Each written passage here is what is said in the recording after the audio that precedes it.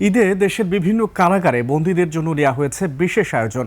ঈদের আনন্দ ভাগাভাগি করতে দেশের সব কারাগারে দেওয়া হয়েছে উন্নত মানের খাবার। আয়োজন করা হয়েছে ঈদের জামাত ও বিনোদনমূলক কার্যক্রম। প্রতিনিধিদের পাঠানো তথ্য ভিডিওতে মনোয়ার হোসাইনের desk report. Nova LED TV, ঝকঝকে ছবি, নিখুঁত শব্দ, 5 বছরের ওয়ারেন্টি। নোভা মানে সঠিক মান, নিশ্চিত সেবা। ঈদ উপলক্ষে কারাগারে ছিল উৎসবের ছোঁয়া।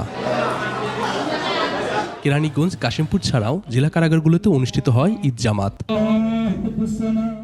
এরপর বন্দীদের দেওয়া হয় সেমাই, মিষ্টি ও মুড়ি দিয়ে নাস্তা। দুপুরে ছিল পোলাও, কোরমা, গরু ও খাসির মাংস এবং রাতে ভাত, মাছ ও ডালের ব্যবস্থা।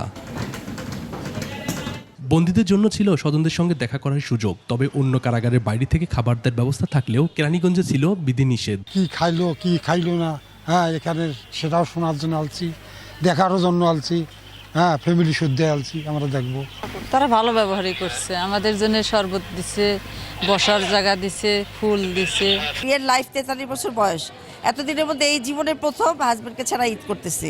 সো বুঝতে পারতেছেন, অনেক খারাপ লাগে। মামার সাথে দেখা করছি, আমার অনেক ভালো লাগতেছে। ঈদ উপলক্ষে তাদেরকে ডিউ না থাকা সত্ত্বেও একদিনের ফ্রি সাক্ষাতের ব্যবস্থা করা হয়েছে। পাশাপাশি বন্দীদেরকে ঈদের দিনে 5 মিনিটের একটা ফ্রি ফোন কলের ব্যবস্থা করা হয়েছে। স্বজনদের জন্য ছিল বিশেষ আয়োজন। উল দিয়ে বরণের পর দেওয়া হয় শরবত। এতে খুশি বন্দী ও তাদের স্বজনেরা। Monowar Hossain, desk report, 21 television.